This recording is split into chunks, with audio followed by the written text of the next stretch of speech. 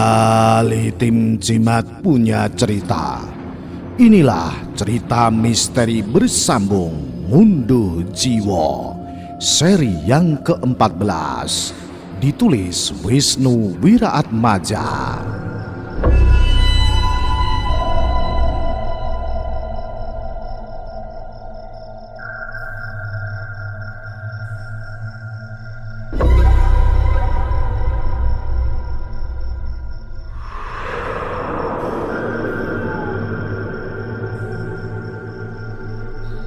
Dendam kesumat Sumantri sudah terbayarkan. Akan tetapi dia masih menyimpan semuanya dengan diam-diam. Tubuhnya dipaksa bergerilya untuk memasuki sebuah benteng musuh agar bisa melenyapkan satu persatu orang yang dibencinya dalam satu malam saja. Apakah ada pesan lain dari Bunda Melati? Tidak, nanti datanglah setelah semuanya telah selesai dilaksanakan. Ucap Bi Imah. Sumantri kembali menatap mobil Toyota mewah yang dikenalinya. Tangannya mulai menggenggam dengan sangat kuat. Ingin rasanya dia menghabisi pemilik dari mobil mewah tersebut. Ada apa, Sumantri? Apakah ada sesuatu yang kurang jelas? Tidak, semuanya sudah jelas. Namun untuk apa pemilik mobil tersebut kemari? Tanya Sumantri. Bi Imah mulai panik. Dia sedikit menampakkan wajah penuh dengan ketakutan jika Sumantri mengetahui apa yang sedang dilakukan oleh pemilik mobil tersebut. Dia kemari hanya ingin merencanakan ritual tepat di bulan pengantin. Tidak seperti biasanya dia merencanakan ritual tersebut di rumah ini. Tapi dari caramu yang mengatakan hal tersebut dengan wajah setengah panik, mungkin apa yang sudah ada di dalam pikiranku tidak meleset. Jelas Sumantri. Tidak lama kemudian Bagus dan Cici terlihat batang hidungnya dari sebuah kamar dengan rambut keduanya yang telah basah dan hanya mengenakan handuk untuk menutupi masing-masing bagian vitalnya. Sumantri yang melihatnya dari kejauhan tampak tersenyum. Dia kemudian menatap dengan tajam ke arah Bi Imah sembari mengatakan, "Sudah kuduga, mereka telah melakukannya." Senyum Sumantri sembari menatap ke arah dua orang pasangan yang tidak terikat sedang menuju ke ruangan belakang. Bi Imah sedikit panik saat Sumantri melihat Bagus dan juga Cici yang baru saja keluar dari kamarnya dengan sangat ceroboh. Dia pun mencari alasan agar Sumantri bisa memaklumi apa yang telah dilakukan oleh Bagus dan Cici di kamar tersebut. Mereka berdua sengaja menutupi ini semua demi kepentingan Ngunduh Jiwo. Aku dan Bunda Melati telah sepakat untuk menutupi ini semua agar calon pengantin tidak mengetahui apa yang telah diperbuat Bagus selama ini. Sumantri hanya menganggukkan kepalanya sembari tersenyum. Tanpa disadari, Bi Imah telah membongkar rahasia terkait dengan apa yang selama ini dilakukan oleh Bagus di hadapan para calon pengantinnya. Bagus seolah-olah menampakkan wajah yang penuh dengan kasih sayang kepada calon pengantinnya nanti.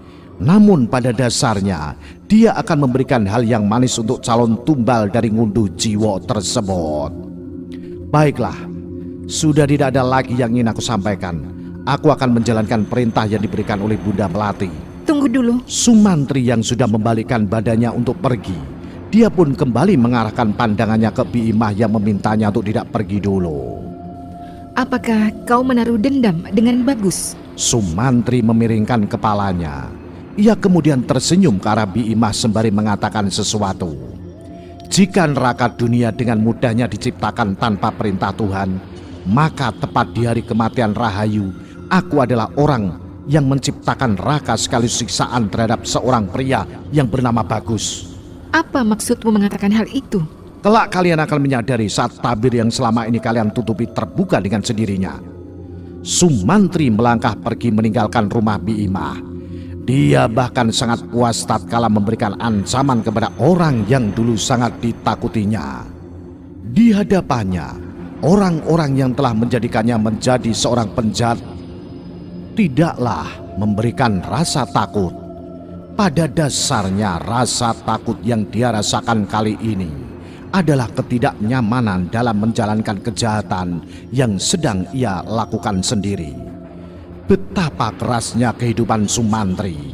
Ia bahkan tidak rela jika orang-orang yang telah merampas kebahagiaannya benar-benar hidup dalam kebahagiaan yang diciptakannya sendiri. Langkah kaki Sumantri menuju ke sebuah rumah tujuannya. Kali ini ia bahkan tidak mengetahui akan bagaimana yang terjadi selanjutnya jika berita ini dia beritahu kepada calon pengantin dari Bagus. Sampai kapanpun Rahayu tidak akan tenang selama orang-orang yang membunuhnya masih menggoyangkan ranjangnya dengan penuh kenikmatan. Tiba saat di mana Sumantri berada di hadapan sebuah rumah yang dulu pernah mampir untuk mengusir sesuatu yang memang sudah direncanakannya. Andaikan saat ini Bunda Melati tidak menyuruhku untuk memasuki Rahayu ke salah satu anggota keluarga rumah ini, maka aku sendiri tidak akan pernah bisa membongkar semua kejahatan dari Bunda Melati. Ia kemudian mengetuk pintu rumah itu tepat di malam hari yang sudah sunyi sepi. Baginya, menyampaikan berita ini sebelum hari pernikahan tiba adalah hal yang tepat.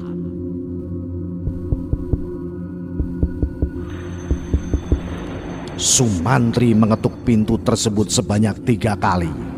Tidak lama kemudian pintu dibuka oleh seorang wanita yang kedua matanya sudah memerah. Ustadz, ada apa? Malam-malam begini datang kemari? Apakah ada sesuatu yang terjadi dengan ibu saya, Ustadz? Tidak, Mbak. Saya kesini hanya ingin menyampaikan sesuatu. Mungkin hal ini ada kaitannya dengan tangisan yang terjadi pada Mbak Dini. Maksud Pak Ustadz? Pak Ustadz tahu penyebab saya menangis? Benar, aku tahu itu.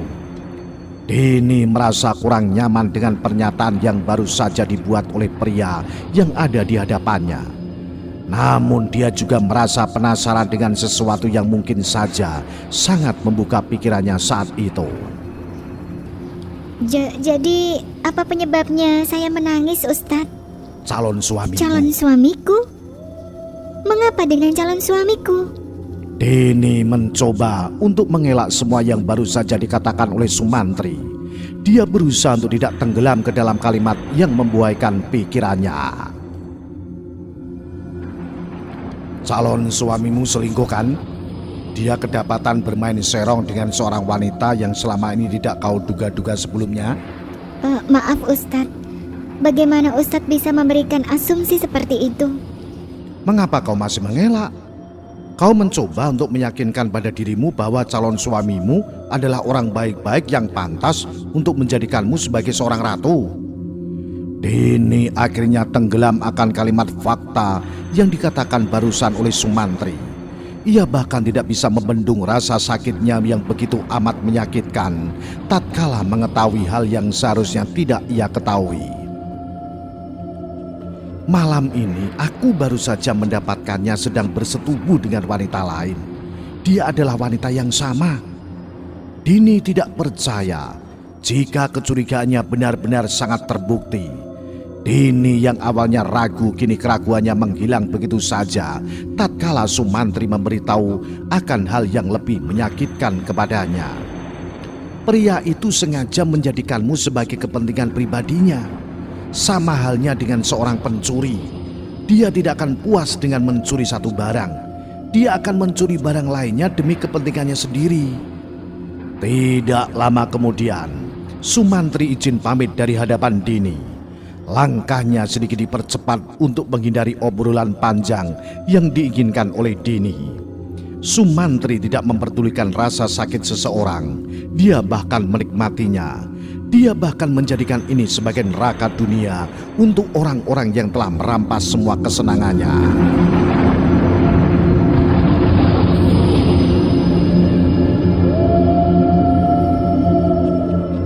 Sementara itu di desa Tejo Kromo di hari kematian Pak Wikto, Pak Sumardi dan Ibu Sumi melangkah dengan cepatnya menuju ke rumah yang sudah tidak asing lagi bagi mereka. Keduanya benar-benar tidak menyangka jika kejadian ini terulang kembali kepada keluarga yang sama. Saat keduanya hampir tiba di rumah duka, para warga segera menjemput keduanya yang sudah hampir sampai. Bu, Pak, untung kalian berdua sudah sampai. Jenazahnya benar-benar aneh, Pak. Jelas salah satu warga. Aneh. Benar Bu, monggo dicek sendiri saja. Pak Sumardi dan juga Ibu Sumi segera masuk ke dalam rumah.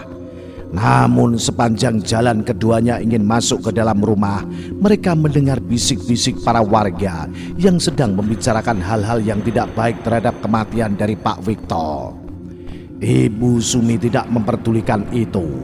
Yang ia lakukan adalah menemani JK yang sekarang menjadi satu-satunya orang yang selamat. Pak, Bapak urus jenazahnya dan biar aku yang mengurus JK. Iya Bu.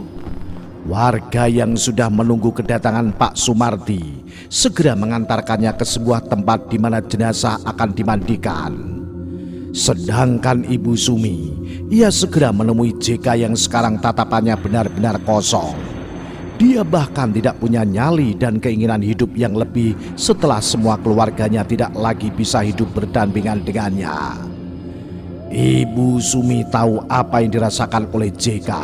Menurutnya, apa yang sudah terjadi saat ini adalah ujian yang sangat berat bagi JK. Kematian satu persatu anggota keluarganya adalah sebuah pertanda akan ujian besar yang selalu menerjang hidupnya di usia muda. Sembari memainkan jari jemarinya, JK selalu mengucapkan kalimat yang terus-menerus diucapkannya. Harusnya aku tidak nurutin orang itu. Harusnya aku tidak nurutin orang itu. Harusnya aku tidak nurutin orang itu. Harusnya aku tidak nurutin orang itu. JK terus-menerus mengulang kalimat tersebut. Tatapannya seperti penuh penyesalan terkait apa yang baru saja terjadi saat ini kepadanya. Bibirnya yang pucat, matanya yang sayu dan kedua tangannya yang terus-menerus bergetar tanpa henti membuat penampilan JK berbeda dari yang sebelum-belumnya. Ibu Sumi mencoba untuk mencari tahu apa yang baru saja terjadi kepada bapaknya sampai-sampai jasadnya tenggelam di bak mandi kamar mandinya. JK, Lagi-lagi JK kembali mengucapkan kalimat yang sama. Ia tampak tidak memperdulikan Ibu Sumi yang sudah berada dekat dengannya. Harusnya aku tidak menurutin orang itu.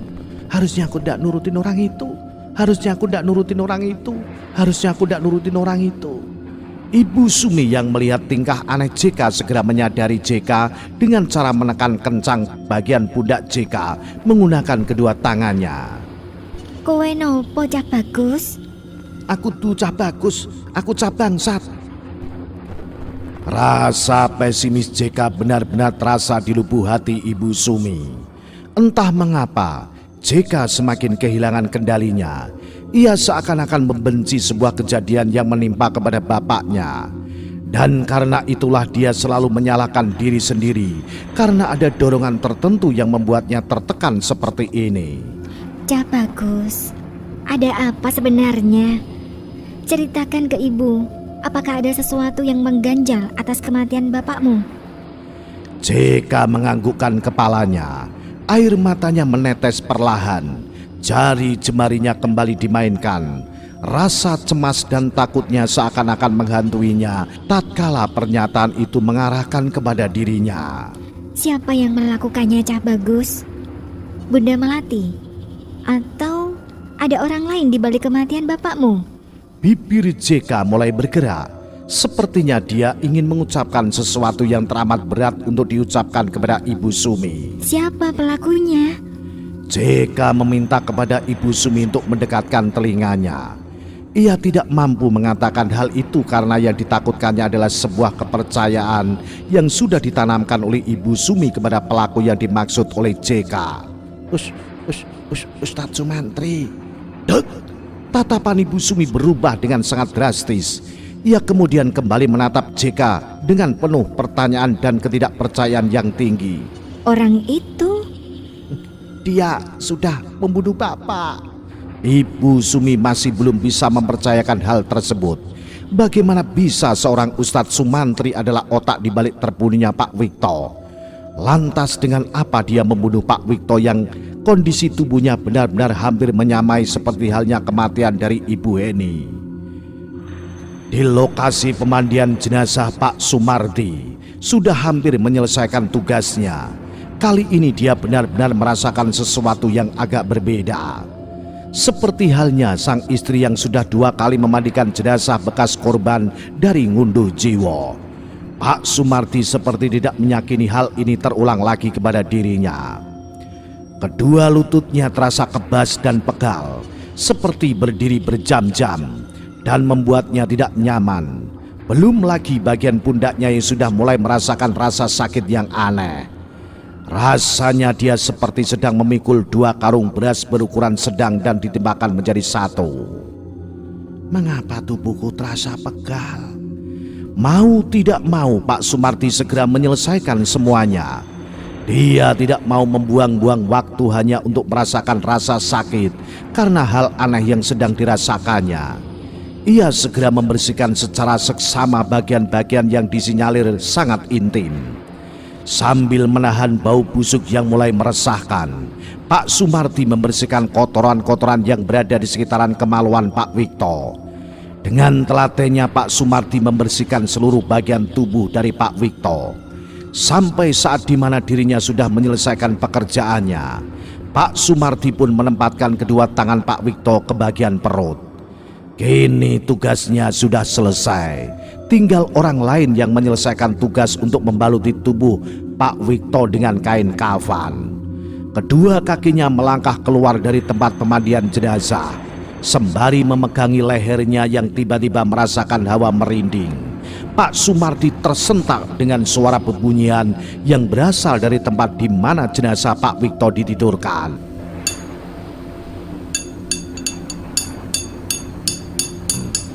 Telinganya mendengar dengan jelas seperti ada orang yang sedang memukul-mukul bagian besi di ranjang tempat Pak Wikto ditidurkan. Suara itu membuat keringat dingin Pak Sumarti perlahan keluar. Dia rasa ada yang tidak beres dengan jenazah Pak Wikto. Mulut Pak Sumarti kembali menyebutkan kalimat-kalimat doa untuk menenangkan hati dan pikirannya. Namun bukan tidak mungkin jika hal saat Pak Sumarti membalikkan tubuhnya secara perlahan, tiba-tiba dia memundurkan langkahnya ke arah belakang, lalu terjatuh karena melihat sesuatu yang memang berada di luar nalarnya. Kali ini Pak Sumarti benar-benar mempercayakan apa yang dirasakan istrinya. Seluruh korban yang meninggal akibat dari ngunduh jiwa ini benar-benar tidak normal. Yang berada di luar nalar terjadi kembali seperti halnya korban-korban yang sama. Astagfirullahaladzim. Jenazah mana yang mampu tertunduk dengan kepala menunduk seperti itu?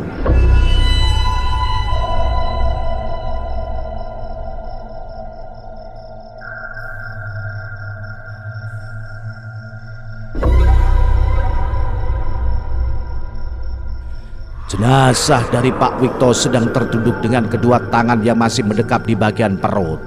Kedua kakinya yang masih lurus ke bagian depan serta kepalanya yang menunduk seperti ada sesuatu yang sedang memainkan jenazah dari Pak Wikto. Pak Sumarti mengeluarkan tasbih kecilnya dari dalam kantung celana miliknya. Senjata yang ampuh untuk dikeluarkan adalah zikir dan doa. Mulutnya mulai berkomak kamit mengucapkan doa pelindung untuk bisa menenangkan jenazah dari Pak Wikto. A'udzu bikalimatillahi tamati min syarri ma khalaq. Selesai mengucapkan doa tersebut, tiba-tiba tubuh Pak Wikto yang semula terduduk kini langsung ambruk kembali. Pak Sumarti hanya bisa terdiam melihat fenomena aneh yang sangat mengerikan itu. Baginya mengetahui sesuatu yang memang sudah berada di luar nalar adalah sesuatu yang sulit diterima oleh akal. Namun sekarang dia paham dan mengerti akan penderitaan yang selama ini dirasakan oleh istrinya tatkala selesai memandikan jenazah dari orang-orang yang terikat akan ngunduh jiwa tersebut. Baik fisik maupun mental, keduanya benar-benar terasa dengan jelas. Tidak henti-hentinya tangan Pak Wikto bergetar dengan hebat. Ia juga mencoba untuk menenangkan dirinya agar apa yang dirasakannya barusan tidak terbaca dengan jelas oleh sang istri. Hari itu, pemakaman dilaksanakan dengan sangat cepat. Dan kali ini orang yang bertugas penuh dalam pemakaman Pak Wikto bukanlah Sumantri, melainkan orang lain yang berasal dari desa Tejokromo. Banyak hal aneh yang benar-benar tidak bisa dibendung lagi. Orang-orang yang sangat ditunggu-tunggu kehadirannya justru tidak hadir dalam proses pemakaman dari Pak Wikto itu sendiri. Pak Sumardi dan Ibu Sumi tidak bisa berlama-lama untuk berada di tempat pemakaman. Mereka berdua memilih untuk segera pulang ke rumah dan mengistirahatkan diri. Energi keduanya benar-benar terkuras dengan sangat cepat. Aneh, orang-orang yang memiliki hubungan terhadap Pak Wikto mendadak menghilang dengan sendirinya. Bunda Melati, Sumantri, dan beberapa orang lainnya tiba-tiba mendadak menghilang. Apakah semua ini memang sudah direncanakan? Kata Ibu Sumi kepada Pak Sumardi. Pak Sumardi tidak bisa berkata apa-apa. Tangannya sedari tadi menahan tremor yang begitu kuat. Rasanya ketakutan itu masih ada. Semua masih terekam dan terngiang-ngiang di kepala saat jenazah Pak Wikto bangkit dan terduduk dengan kepala menunduk. Pak, kok diam saja? Bapak tadi melihat kejadian aneh. Kejadian aneh pada jenazah Pak Wikto. Iya, entah mengapa kali ini Bapak mulai menyadari ada sesuatu yang menggerakkan semuanya. Sepertinya ada orang lain yang sengaja membuat tremor dan teror semacam ini. Maksud Bapak? Saat di mana pemandian berlangsung, Bapak mencium bau busuk di bagian vital si jenazah. Bapak bersihkan. Lalu saat di mana semuanya sudah selesai dan ingin meninggalkan tempat pemandian, tiba-tiba jenazah Pak Wikto mendadak bangkit dan tertunduk dengan kepala menunduk ke bawah. Rasanya memang semuanya sudah digerakkan oleh seseorang atas teror ini, Bu. Ibu Sumi tidak menyalahkan persoalan tersebut. Ia justru membenarkan opini terbaru yang diberikan suaminya terkait dengan pelaku dari orang yang membuat teror tersebut. Apakah ada hal lain yang belum kita ketahui, Bu?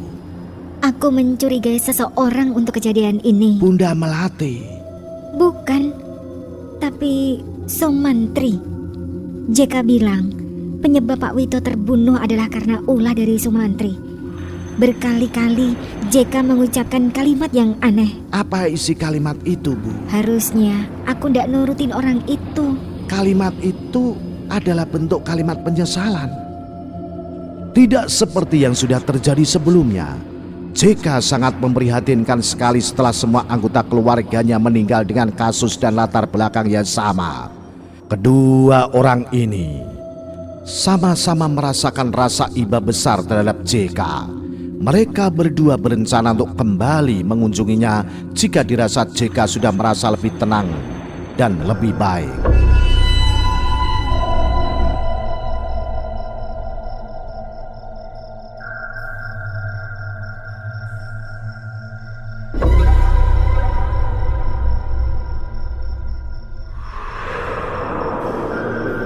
Lain cerita dengan yang terjadi di desa Wongso. Kali ini Bunda Melati dan yang lainnya mendatangi rumah Dini. Mereka semua berencana untuk menanyakan kesiapan Dini dan sekeluarga untuk menjalankan hari pernikahan tepat di bulan pengantin ini. Ibu Sri dan Pak Terjo, semestinya kita sudah memasuki bulan pengantin. Namun karena ada lain hal yang memang sedang kita lakukan, sepertinya kita akan memundurkan pernikahan anak kita di 2 hari ke depan. Dari pihak keluarga Dini tak ada satupun dari mereka yang menanggapi hal ini. Baik Dini ataupun Ibu Sri serta Pak Terjo, ketiganya saling curi-curi pandang. Mereka bertiga tampaknya sudah mengetahui tujuan yang sebenarnya dari Bunda Melati dan alasan mengapa pernikahan itu diundur dalam jangka waktu 2 hari ke depan. Apakah kalian bertiga sedang memikirkan sesuatu? Sebelumnya kami atas nama keluarga tidak bisa menyudutkan satu sama lain. Akan tetapi anak kami Dini, dia belakangan ini sering menangis dan menyalahkan dirinya sendiri, ucap Pak Terjo. Bunda Melati merubah pandangannya ke arah Dini. Raut wajahnya langsung berubah dengan penuh kasih sayang dan rasa iba yang begitu dalam. Tiba-tiba saja Bunda Melati seperti ingin meyakinkan kepada Dini terkait dengan hal yang memang seharusnya tidak usah dipikirkan. Kalau boleh tahu, hal apa yang membuatmu menangis, calon mantuku? Wajahmu mendadak berubah menjadi kusam. Penampilanmu sangat kurang sekali untuk hari-hari ini. Mengapa dirimu tidak mengurus tubuhmu sendiri? Bukankah sebentar lagi kau akan dipersunting oleh Bagus? Dini tersenyum lebar ke arah Bunda Melati. Senyumannya sedikit mengejek kalimat pedas yang baru saja didapatkannya usai mengetahui keadaan buruk yang baru saja menimpanya dalam beberapa hari ke belakang. Bunda ingin tahu mengapa aku tidak merawat tubuhku? Silakan beritahu Bunda, sayang. Jika ada wanita yang merelakan tubuhnya untuk diperjual demi kepentingan harta semata, bukankah itu sama saja seperti pelacur? Namun, bagaimana jika hal ini dibalikkan kepada seorang pria? Bagaimana kalimat yang baik untuk menyebut seorang pria yang bermain serong dengan wanita lain, sedangkan dirinya sendiri akan menjadi kepala keluarga dalam jangka waktu yang sangat panjang? Bunda Melati langsung mengarahkan pandangannya kepada Bagus. Ia bahkan telah menyadari kalimat yang baru saja dikatakan oleh Dini kepadanya. Sementara itu Cici dan Bima hanya bisa terdiam mendengar pengakuan yang sangat pahit dari seorang Dini terkait dengan penyebab dirinya tidak merawat tubuh dan wajahnya dengan baik. Nah, bagaimanakah kisah selanjutnya? Apa yang akan terjadi kemudian? Ikuti terus cerita misteri bersambung Ngunduh Jiwa. Salam Jimatres, salam satu misteri. Au.